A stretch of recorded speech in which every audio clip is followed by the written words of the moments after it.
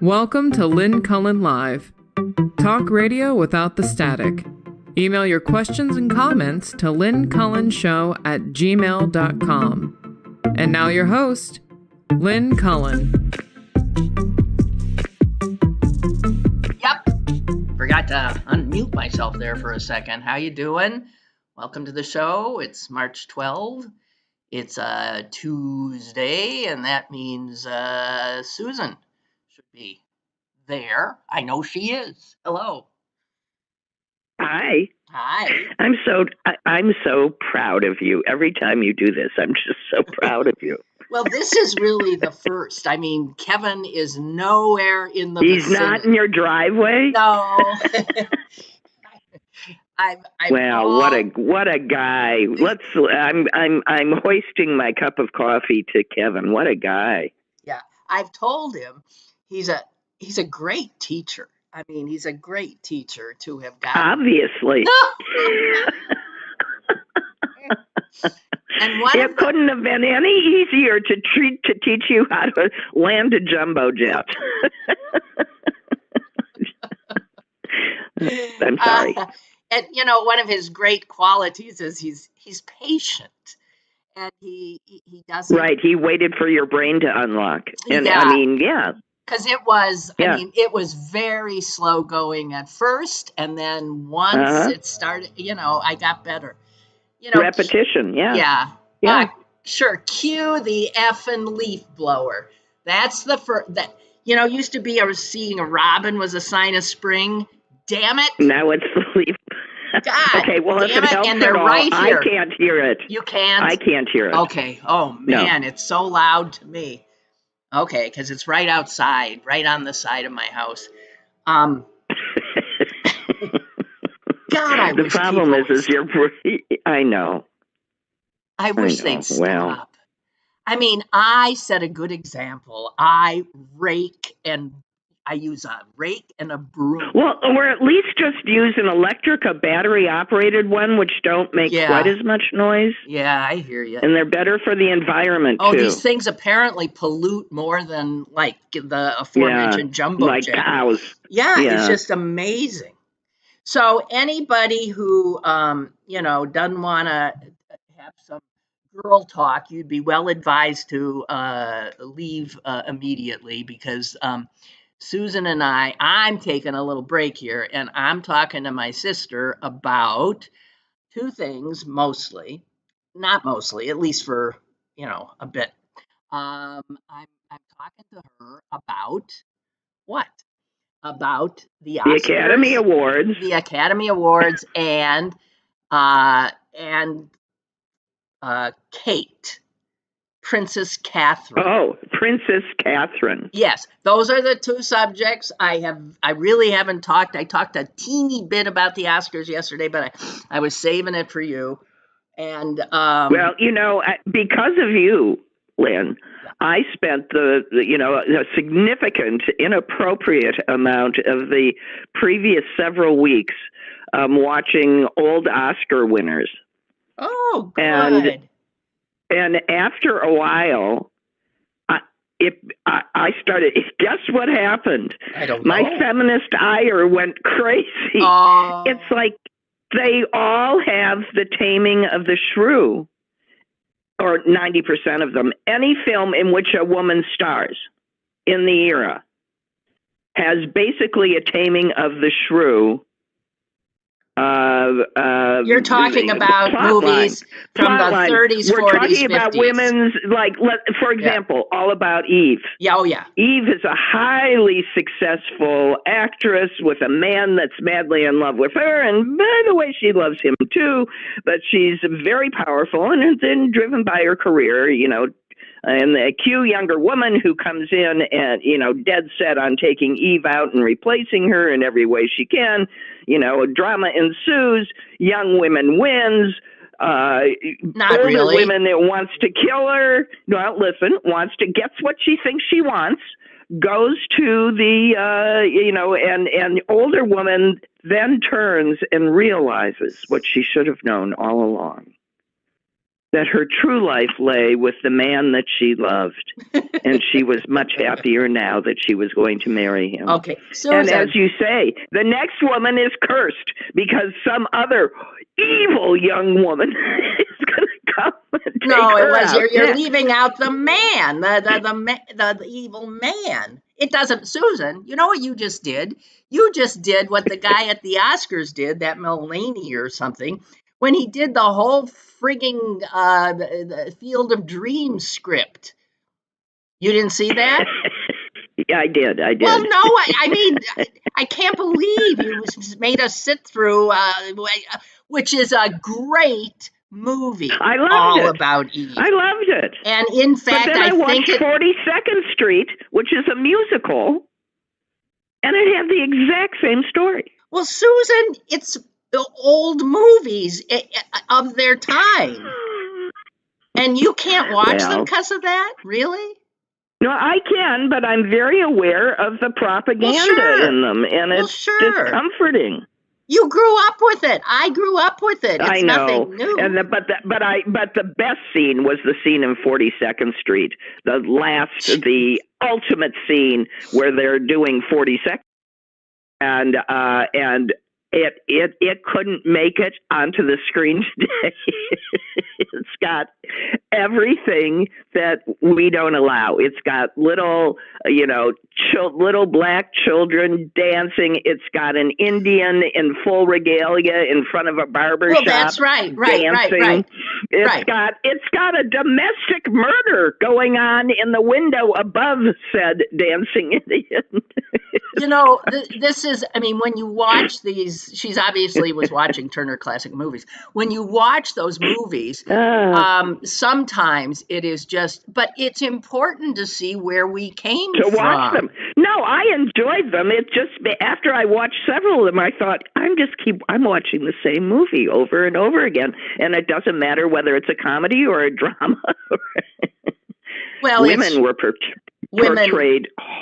Women awfully. Knew their place. Listen, I was ranting not too long ago about having watched Breakfast at Tiffany's, and I couldn't. Yeah, I remember that. Yeah. Well, don't. Yeah. I couldn't watch it because I did not remember this from it. There is the most grotesque caricature of a Chinese man in it, played by, I think, Mickey Rooney, and who's not a bad actor when he wants to act. Right. And it was so it was almost like a parody, a joke, but it wasn't. They let that in the movie. And that's Breakfast at Tiffany's, which goes on to, be thought of as, and I'm thinking, well, that one's a deal breaker for me. I literally could not watch it. Well, I'm just, after you watch a bunch of them, all of these things begin to intrude. That's all. I know, and I find it sort of fascinating, and I don't know. Whatever. It is what is. Well, they are like history. Archaeological expeditions into the this culture. Is where, they are. If you forget from how far we've come, or if you forget why you are who you are, and what you overcame, and that would be for I don't know. I just I find it fascinating. I do. So, few things. Okay. Yes. So you watched the Academy Awards. I thought they were pretty good. I thought they were pretty as a show. I mean, yeah. Yeah. I just have a few things I do want to say. Did Billie Eilish? Have you figured out who Billie Eilish is yet, or does she continue to aggravate? I totally know who she is. And in fact, I watched her at the Grammys sing the same song and Bring the House Down, and that song is just lovely, and I knew it would win. As far as the songs go, Ryan Gosling's Ken, I'm Just Ken thing, which is a stupid song, if you ask me. A terrible song. But, it was terrible, but it was a very cute production. Oh, my God. So I didn't know he was a Mouseketeer. Well, that makes sense. I didn't either. It turns out all of the big stars of today, both men and women, were Mouseketeers. And Disney has an failing picker. I mean, I swear every single person that you see and admire. I don't know. I don't know about that, but minus Madonna. What? Minus Madonna, but I think like Selena Gomez. I mean, I think a lot of maybe I'm wrong about her, but a lot of the young Christina Aguilera was, and Britney Spears was, Timberlake. And Justin Timberlake and Ryan Gosling, but and Britney Spears, I know where they met. Yeah. But that's and now well, that's a large number. No, it's not. They're already over the hill. Well, I grew up with Annette Funicello. That was my. Well, me too. I know. And I never got her, frankly. I never got the Mouseketeers, frankly. I was not into them. Seems pretty stupid, actually. All right, I don't want to talk about that. You had to have liked the fact that the women were not naked this year. They weren't. No. So that's good. And even okay, I'm sorry. I apologize in advance for knowing this, but I found it interesting. Even Kylie Jenner at the after party wore a dress that went down the fashion runway as a naked dress, and she lined it. All right. Well, and I'm telling I just want to say about all these looking lines. I want to say about all these Jenners. I refuse to recognize them. I'm so tired of them. I do too. And I agree with you. That's why I apologized in advance for knowing it. It was on the subject of naked dresses. Okay. That's all. Okay. But one other thing, I thought the women looked beautiful, and aside from the fact that Emma Stone popped her dress. Well, I thought that was wonderful. But I did too. She kept saying, "Don't look at my dress." Well, it's a wonder that they're so poured into those dresses that it's a wonder more don't break. Right. You know what she did? She took a breath. Yeah, that's probably what she did. She breathed. So the other thing is, the dress that was driving me crazy was Emily Blunt's dress. Because with the shoulders. The shoulders. I actually did research on that. Well, I did. I did. I mean, he immediately started going, is this an ill-fitting? Why is this? Why does she have handles? It's ridiculous. And she was not the only one that had There was handles. another one. It's ridiculous. Pew. Yeah, whatever. What's her name? It's ridiculous. That's not a commentary on the dress. That's It's ridiculous. I kept looking at it and thinking, what? You can't think of anything new. Well, first they made the sleeves so long that you had no hands, so as to enlarge lengthen your lovely arms. And now, because they want your torso to look longer, they're just putting handles above your shoulders. It's haute couture. Just friggin' ridiculous. Yeah, it looked totally distractingly ridiculous. Also, I don't know if you noticed, but she had a pair of sequined underpants as the decoration on the dress, which was beautiful actually until I realized, it's in the shape of underpants. I read boxer shorts. Oh, okay. Well, underpants, whatever. Okay. And the one I thought the best... It's like pocketbook handbag. What is that purse? Yeah, I think best line of the night was from the guy who won for the screenplay of American Fiction, who said to the crowd that was the Hollywood establishment, "This is a risk-averse industry. I get it. But $200 million movies are also a risk, and it doesn't always work out. But you take the risk anyway. And instead of making one $200 million movie, try making 20 $10 million movies." And the place went wild. Yeah, because think of all the guess what? talent. They'd rather work. They want, that's for people who, it would just energize that moribund industry. And it would make me want to go back to the movies. I don't want to see anything that has a number after it. Right. All that tells me is nobody has an idea. Why should I bother to go? Well, that's the risk aversion. aversion. Don't care. That's the risk aversion. They just keep going back to what has worked. Okay, so I thought Kimmel's line was pretty damn good. Well, Kimmel and I talked about that yesterday. Kimmel with reading the Trump thing. Just absolutely slayed him and then walked on.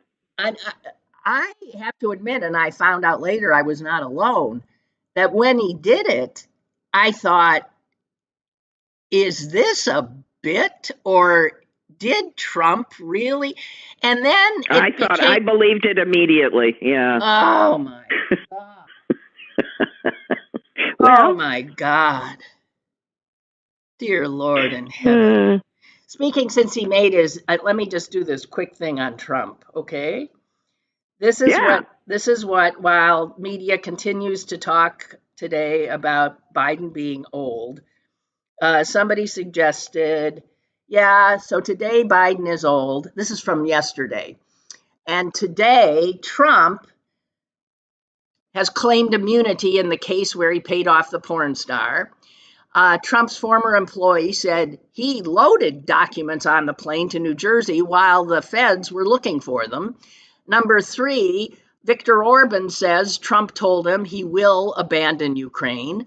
Number 4, he defamed Carol again, which he did. Number 5, 60 people who worked at the Republican National Committee were summarily fired. And his trade advisor, that awful jerk Peter Navarro, I think his name is, has to turn himself in to prison. Yeah, I was going to say, isn't he in jail yet? No, okay. delay, but for him, it's run out. And what? Yeah, I was sparring with someone, I must confess, online this morning, who came to the defense of, that unfair Trump trial. That woman is lying. She's a shame to all actual, rape victims. And, you just sort of, you got to ask her whether she feels that way about all trials or just this one. And she responds. But I finally said to her, if you keep this up, you're actually proof in the next defamation case. The fact that you are so sure that she is of ill character is because of him. And every time you write this, I could submit this to her attorneys to use in the next trial. Think about that. How he's destroyed her, reputation. Right. And this woman is proof of it. So she hasn't written me back yet.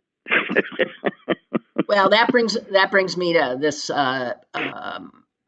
thing where, C-SPAN, which is hardly what most of us watch, but C-SPAN, besides carrying the doings or the lack of doings in the House and Senate, decided to have they do some interviews. They put people up there, and some Republican guy is sitting there taking calls from C-SPAN viewers. And this was one caller. He said this: I registered as a Republican because I'm conservative. And I'm going to vote for Joe Biden because I'm a Christian.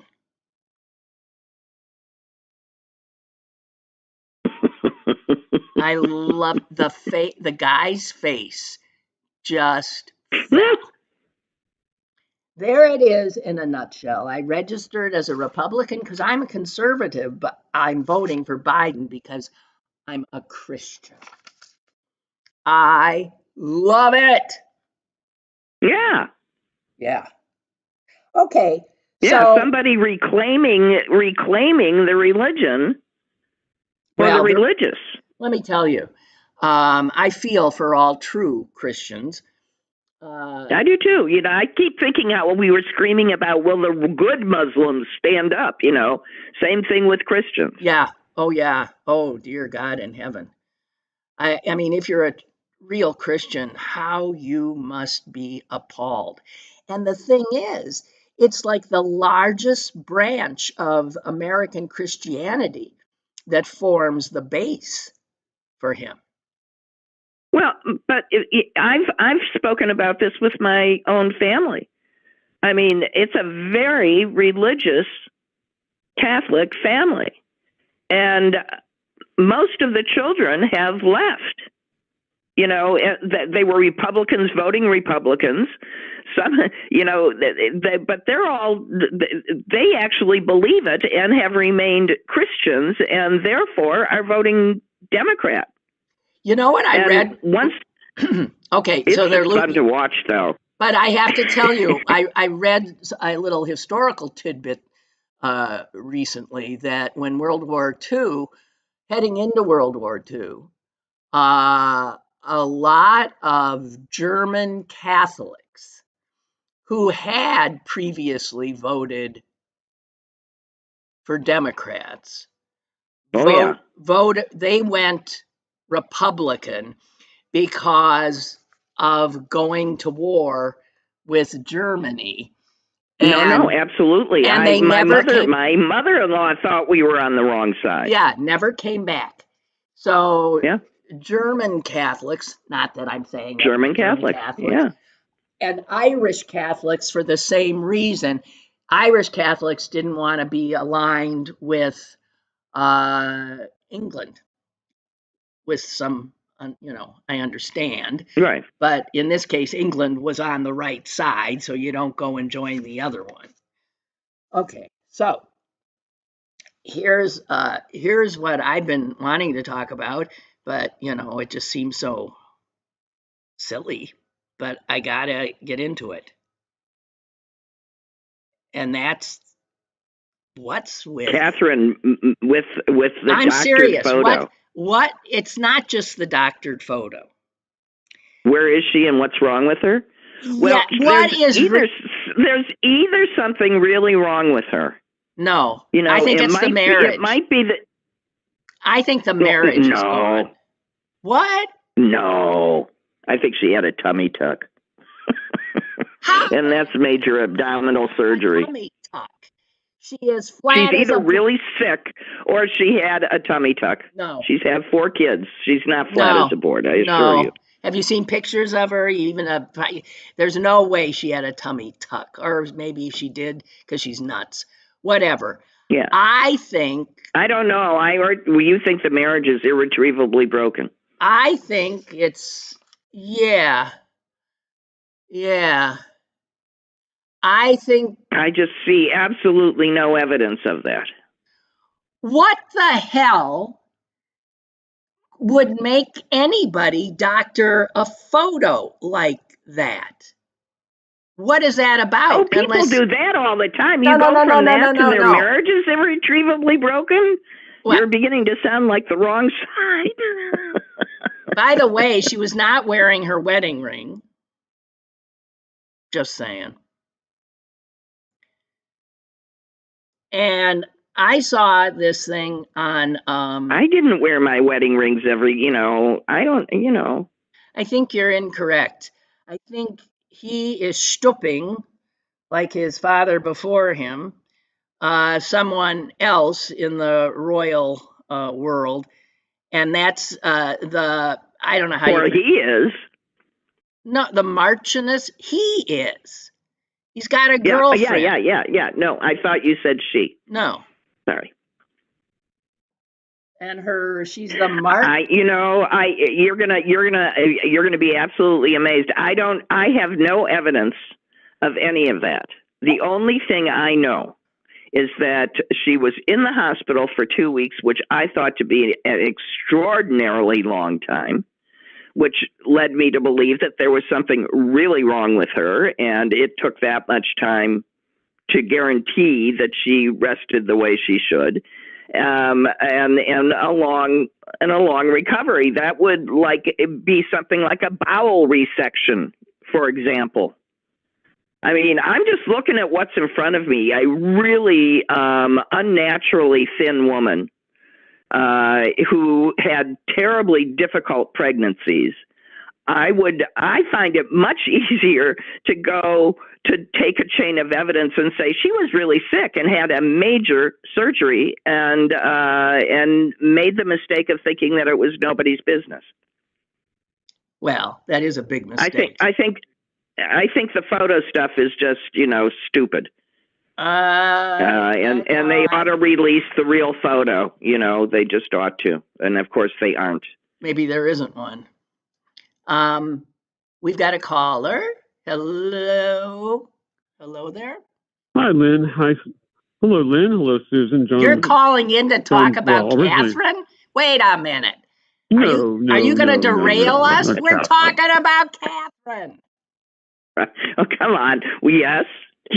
Well, I could see the conspiracy theory that Lynn's got going on a little more. I could say that the doctored photo was done it was surreptitiously paid for by an agent of the royal family to throw up a smokescreen, to create a stalking horse of sorts. But I won't go there. Wait, I just did. but you've appeased Lynn. What did you want to say? That's facetious, of course. Well, you're hijacking my show.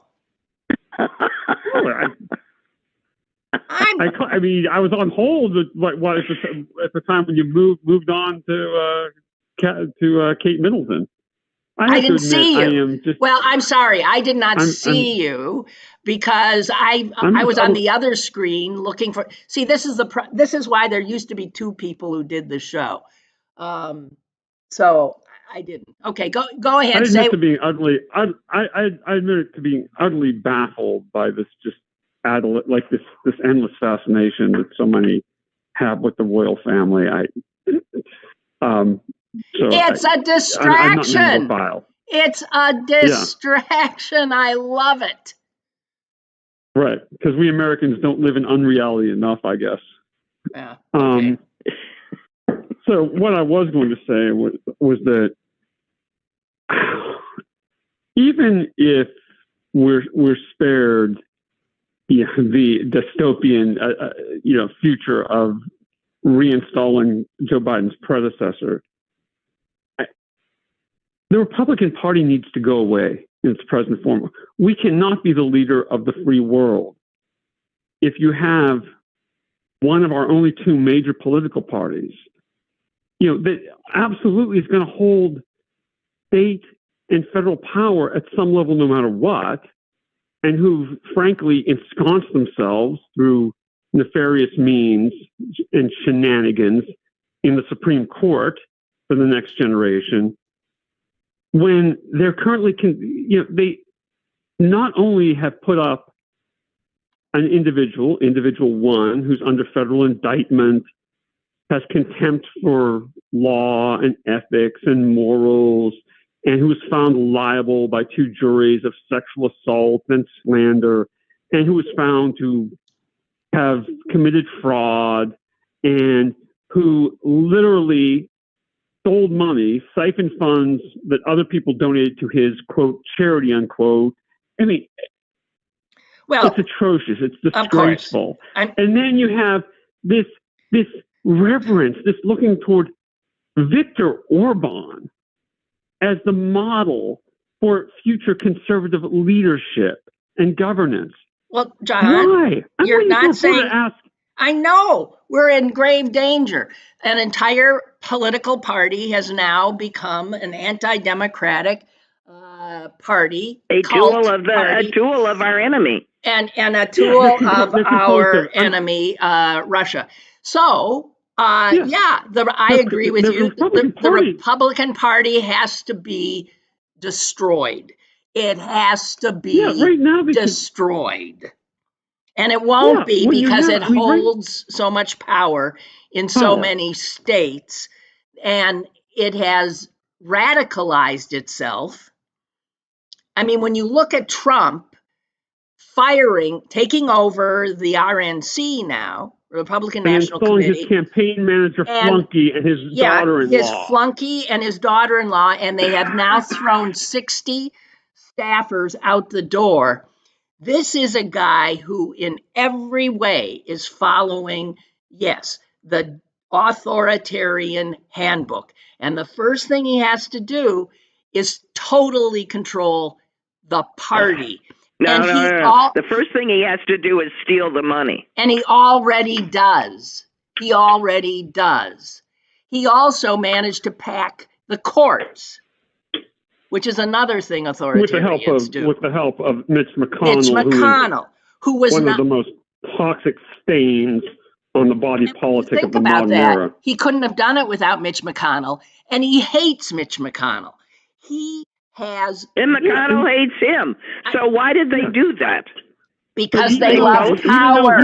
Because they love power. And even though Mitch McConnell was willing to do Ted Cruz one better, Mitch McConnell actually is going to endorse him after Trump used racially denigrating terms to describe his wife. I know. Hey, these guys don't ever rise to the defense of their wives. Ever. Despicable. They're despicable. And they need to be crushed. I'd like reporters to ask, why Viktor Orban? Hungary hasn't made a huge economic comeback. They're still dependent on the EU and on the younger generation who will leave the country and send money back to their families. 10% of their income comes from those sources. Their population isn't growing. I don't understand. They're certainly not I don't understand how they can be members of NATO, and I don't understand how they aren't being kicked out of the EU unless there's no way to do that. Right. The Republicans act like his leadership's the toast of Europe. It's not even the toast of Eastern Europe, for God's sake. What are they looking to? Because they're power? Well, listen, this is not news. Yeah, exactly. It's not news anymore. So the media needs to point that out. They need to ask that. Yeah. Why Viktor Orban? What's he done? And oh, by the way, the only way you could do that here, at least in Hungary, which is far more homogenous as a nation, he can rule with a plurality. Here, it'd be ruled by a racial, ethnic, and religious minority. Yep. All righty. I got to move on. I thank you for your rant, even if you interrupted me. And for standing up for yourself. I think got to look at that. Got to look at that MI5 link. MI5. I'm telling you. All right. They flood the zone. All right. My. Yeah. I mean, call is not in progress. I don't know. Fuck you. Okay. All right. So I guess nobody wants to talk about Kate. Well, I will be proven right. It's okay. There was this video I saw. Maybe. Oh, here's the other thing that this is all showing. None of us can believe anything we see anymore. Well, that's true. And so I was saying, I saw a video of Kate's husband. What's his name? And William. And you can read his lips very clearly. You don't see her, but he's looking off to his right, and he says, imitating a drink, raising a drink to his mouth, he says, "Go ahead, Kate, have another." And then he turns away. Believe me, he looks angry. My, where were they? They were at a regular party, and she was he thinks she drinks too much. Maybe she does, because she's wouldn't blame her. Person who wouldn't be. Anyway, you got into the other kid marriage. I'm getting into this one. I'm allowed. I wasn't in his marriage. Well, whatever. Okay, we'll stop. Well, I'm maintaining my actual stance with both of them. That it's you might as well accept at face value what they each say, because there's not really a whole lot of reason to not, and we will know the truth in short order. Or not. Or not. William is a bit of a prig, and he's irritating me, frankly. Yes. Yes. But can you imagine growing up? He's acting way too kingly already, Well, he's got a father who's got cancer and is old. So he's going to ascend to the kingship much earlier than his father, who can't obviously catch a break in that regard. Not that I give a shit. Anyway, what did I want to? I have a thing. Susan, yesterday, in my ongoing efforts to draw attention to the New York Times driving me insane, I pointed out that they had this list of what to expect in the coming week, and that was in Sunday's paper, obviously. And there was one said daylight savings time begins today, and then it said the Academy Awards are tonight, and then it said Ramadan is expected tomorrow. And I'm thinking, what the hell does that mean? Thank you. And I thought, what the look? It's on the calendar. It is tomorrow. I mean, what's going to happen? Could it not? And then I found today in my reading, I found why the New York Times was not incorrect in saying because something. of what they were going to do in Israel at the holy sites, you mean? No. It's because Islamic countries, I guess, never agree on anything. So they don't know what day it is. No, so they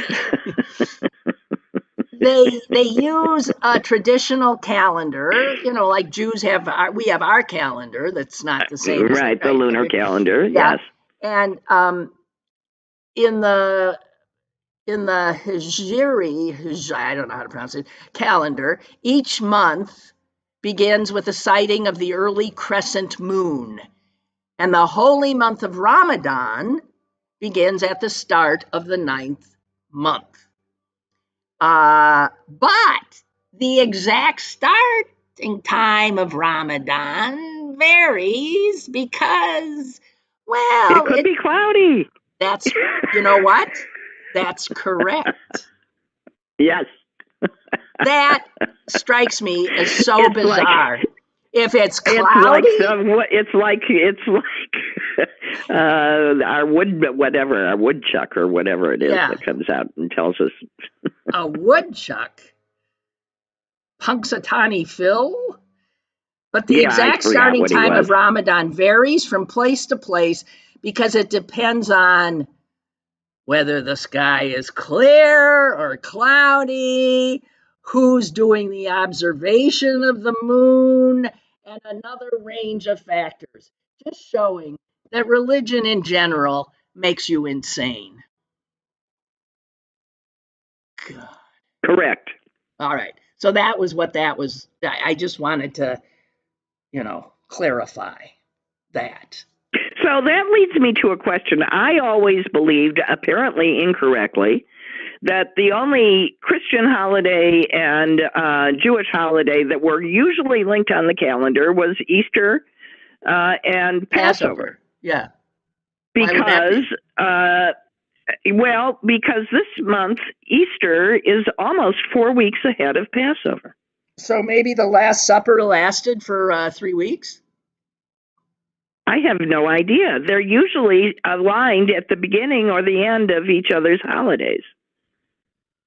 Well, but one is based on a lunar calendar and the other on, this whatever calendar is we're using, a solar one, right? I guess. And maybe because I was looking at the wrong Easter or something. Or maybe I don't because know. it's a leap They're usually year? right next to each other.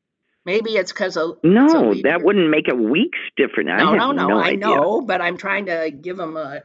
I mean, it's not always totally the same, but obviously, I mentioned the Last Supper. Obviously, Jesus, because that's what Jesus. He was crucified. That, he was.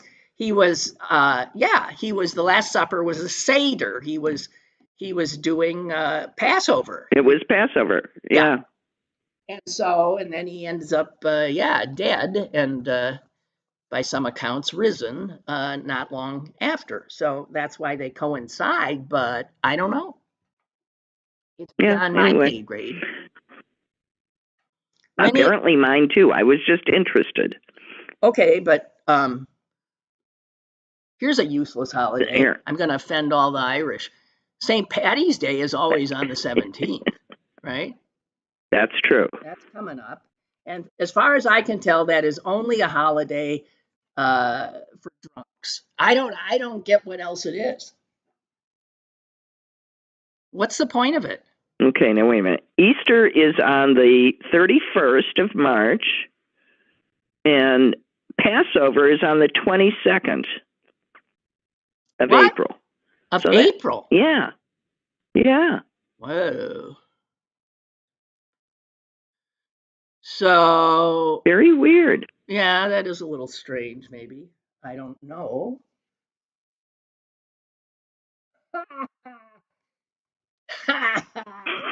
Okay, these were things, as they say, things that make me say, huh. Okay, well, things that make me say, is Ray, who is a good Irish Catholic, who so hates the royal family, any mention of them drives him insane, has written, ladies, I think she was hospitalized to repair the damage caused by the birthing of cloven-hoofed monsters.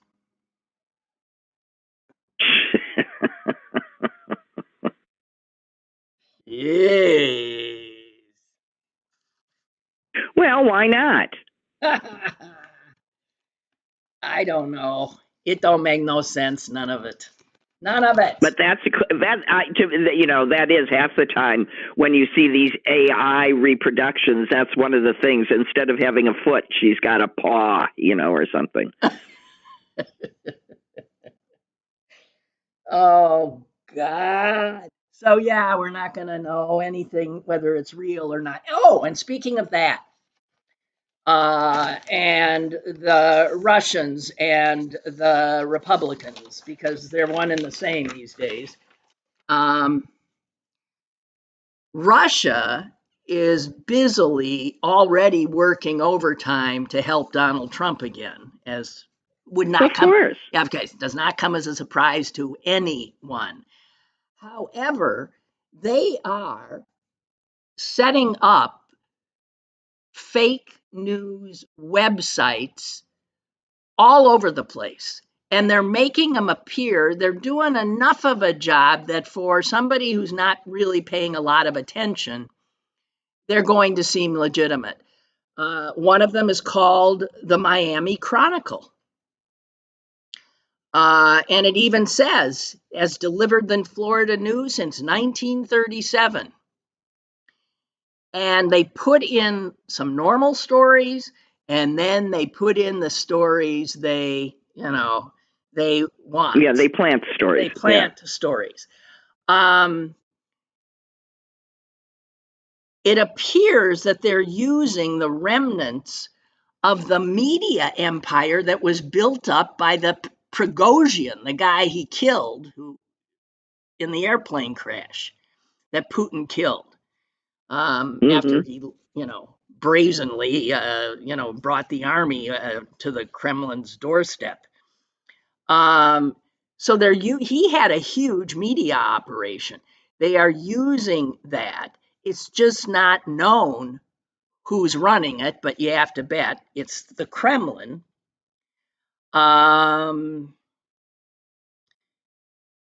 They are putting these in. I'm looking for other cities because there's a lot of them, and they're rolling them out.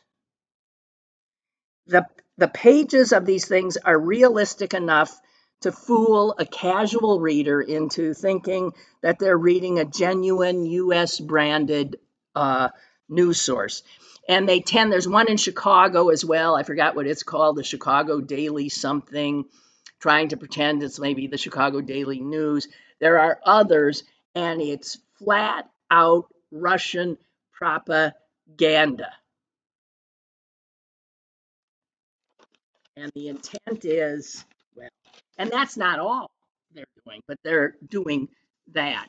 And I hate to, we're going to live in a world where we don't know nothing.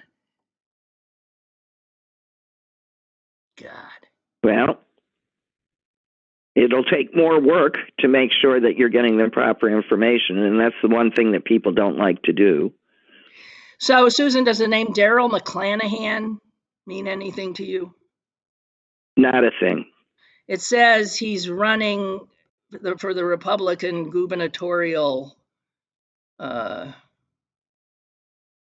He's in Wisconsin? No, Missouri. Oh, okay. No. No? What? No. So, okay. So what sort of what awful thing has he done? Well, he's dismissing claims that he's a cross-burning KKK member. Oh, well, he probably is. You know, yes. I've told you about driving down the highway. Yeah, but photos have shown him and a white hooded figure giving Nazi salutes before a burning cross. Mm-hmm. No, you drive down the road in Missouri and you happen upon these meetings in parks. It happened when I lived there, so I'm sure it's more prevalent now. Well, he would like to be the governor, and he says that's just ridiculous. I was an honorary member of the Klan. This is his defense. I was honored by them. I was an honorary member of the Klan, and the photos were taken at a Christian identity cross-lighting ceremony, not a cross burning. That's his defense. A cross lighting? Where do Christians light crosses? Well, the KKK, the Christian Identity Movement does. Oh, I see. Which is the KKK. Milton writes, in 2024, Passover will be on the Jewish calendar after Easter. This is because the Jewish calendar is tied to both lunar and solar cycles. It is. And the lunar calendar is 11 days shorter than the Gregorian calendar. Yes. Easter is celebrated on the first Sunday after the first full moon of spring, which can fall anywhere between March 22nd and April 25th. So Easter's got this over 30-day window. Got it. Passover is a seven-day observance that always occurs during the middle of the Jewish month of Nisan, when the moon is full. And to keep the lunar calendar in sync with the solar year, the Jewish year is occasionally extended by adding extra months. This means that 15 Nisan can vary between March 26th and April 25th on the Gregorian calendar. That's it. Well, thank you for looking that up. That explains it. Well, Milton is great at looking things up and knowing stuff. And I rely on him. So yesterday, a caller, a person in chat, asked me if I'd seen Stephanopoulos interviewing Nancy Mace, who's a Republican congresswoman. And I said, no, I never watched those Sunday shows. But I have since come to learn what she was referring to. Nancy Mace is quite famously a woman who courageously, I guess, came out when she was a member of the, I think, North Carolina legislature, and they were debating a total abortion ban or something that had no if you were raped, tough luck. No exceptions for anything, So right? she really launched her bigger political career by coming out and saying that she had been raped. And it was very, powerful, emotional, and I don't know whether it beat back and they got a rape exception in their abortion bill. But then she ends up in the U.S. Congress, and what Stephanopoulos was asking her is, how does a woman who was a rape victim, as you were, vote for a man, endorse a man who is a sexual predator, essentially, was his question. Good question, George. And she went berserk. You cannot shame, how dare you use this horrible, you're shaming me, you're thising and that. I mean, she never really answered. No, of course, there is no answer. And then this, no, he wasn't.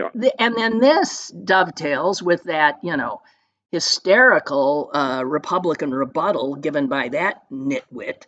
Oh my goodness! Who, yes, who brings up her, that totally torrid, phony story about the sex trafficked child. Well, it's not a phony story. No, it's a phony time frame. I know. It's the time frame. It's the country. It's a lie. She lied. She picked up something, mixed it with something else to try to take down Biden.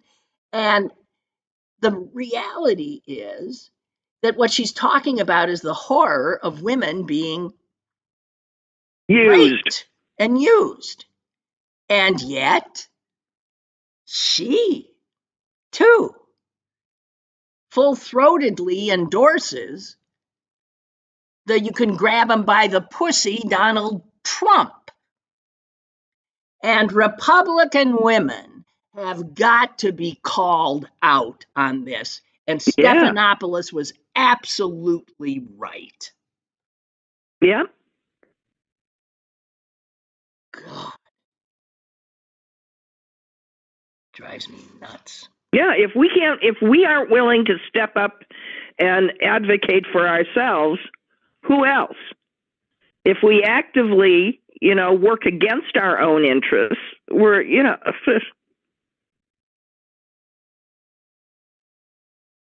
Yeah. Was that? Hello? Well, I mean, yeah, we fail. I mean, we find ourselves where we are, losing our rights. So anyway, what else? By the way, it's Tuesday, so there's a bunch of primaries. Don't ask me where, but it turns out that probably by the end of the night, Donald J. Trump will have, and Joe Biden will have, gotten the number of delegates they both need to claim their preference. Right. I don't know who's even paying attention to any of this. I'd just rather get along, get it over with. Let's vote. Well, we can't. I mean, we can't. We got to wait. We got 8 months. I know. And a lot can happen. And there's a lot of races that we got to pay attention to.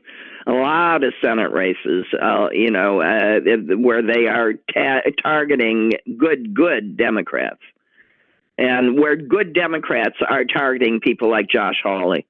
So it's a real I mean, on so many levels, it's a real consequential election. And to the extent that Trump is stealing the the RNC money so that it has nothing to run ads with or to support down ballot people, he's totally handicapping the Republicans. What we need to do now is to work. Yeah, that's a great point. He is now going to, scarf up all the money that goes to the RNC, because that's what he does. And that money normally would go to helping Republican candidates congressional races, and right, and important state races. Of course it does. Well, the Republicans, but it won't be there. All those, and I so love Republicans. Yeah, I hope it turns. I hope the sacrifice that they're making is a true sacrifice, and they all end up on his funeral pyre. What a bunch of horrible humans. And I mean, to show how far gone they are, when Wisconsin went south and became, totally gerrymandered, taken over by the Republican state, the guy who was at the helm and still is of the all Republican legislature in the House was a creep named Robin Vos. And he was a full-blown Trump supporter. He did everything he could do to get that agenda going to make Wisconsin. And then when Wisconsin fell a few votes short, and Trump said to him, essentially, get me the votes. And Vos said no, which is amazing. He was then immediately on Trump's list, and damn if he's about he's about to be recalled. So the Republicans in his state, doing what Donald wants, have gotten more than enough signatures on petitions to recall this extremely powerful Republican and Trump supporter, because he wasn't willing to cook the books in the national election. And I hate to give Robin Vos any credit for anything. But he actually had a red line over which he would not go. And it'll cost, a lot of these Wisconsin people have, they've cleaned this up pretty well.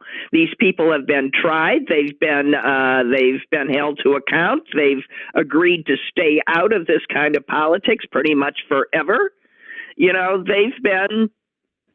Wisconsin has cleaned up, and they've changed their maps. I know. Well, I don't know. The fact is this is going to be a really rough decade we're heading into. It'll be hell on earth. And I will, I'd like to point out that the only reason Wisconsin was able to do that is because they elect their Supreme Court justices, and they changed the composition of the critically of the Wisconsin Supreme Court so that it had a one-member majority for democracy. We'll just put it that way. The voters of Wisconsin, because it was a statewide election where gerrymandering doesn't work, overwhelmingly put this Democrat on the Supreme Court. And you tell me, in a purple state, it's a really evenly divided state, but by 12 or something, I think it was like 12%, they put her on the court. Yeah. Anyway, Kurt writes that the woman who was, in fact, sex trafficked has said she did not consent for her story to be used in this way, and expressed disdain for politicians who do nothing to protect women while using her as a prop for their, photo ops. Yeah, I heard her this morning, and I was very proud of her. She was excellent. She was, basically said, "Thanks, you did it again." Yeah. How people don't understand that they're using people and they don't have permission. And when you use that kind of person, really? Incredible. Yeah.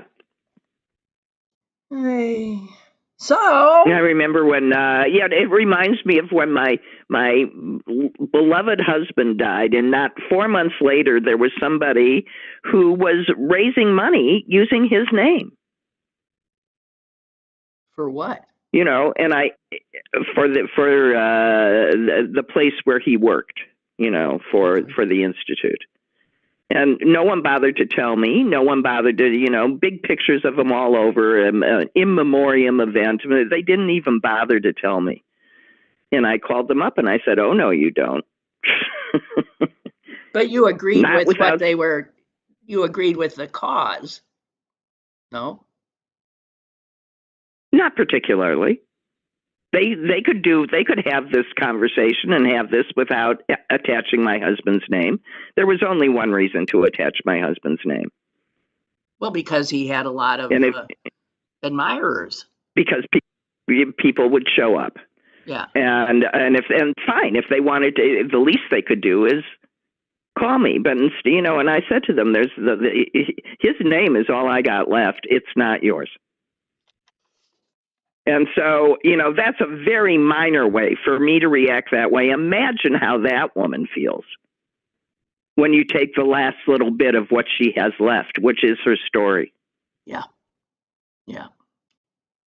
Not theirs, hers. Mm.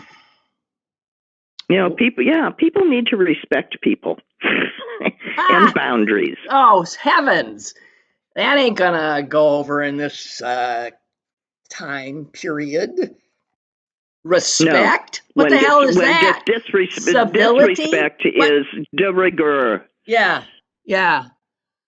All right. Well, I think we're all done. Oh, dear. I have to do my usual Tuesday. Okay. Well, then you go do your usual Tuesday. Does that involve some traveling as usual? It does. It does. Okay. Well, happy travels. All right. And thank you. Safe travels. And maybe I'll talk to you later. Okay? Okay, that would be good. Okay. Talk Alrighty. later. Bye, everyone. Bye. Bye. All righty, guys. So I guess that's it. We done did it. I'll be back tomorrow. I can't believe I'm getting this thing down. I am. Yikes. Bring on a Boeing, God knows. Oh, did you see the whistleblower at Boeing who said that the quality control there has killed himself? I'm just saying. There's just unbelievable. All right. Shut up, Cullen, and say goodbye. Goodbye. Lynn Cullen Live, Monday through Thursday from 10 a.m. to 11 a.m. and archived at pghcitypaper.com. The opinions expressed on Lynn Cullen Live are those of the host and do not necessarily reflect the viewpoints of Pittsburgh City Paper or its advertisers.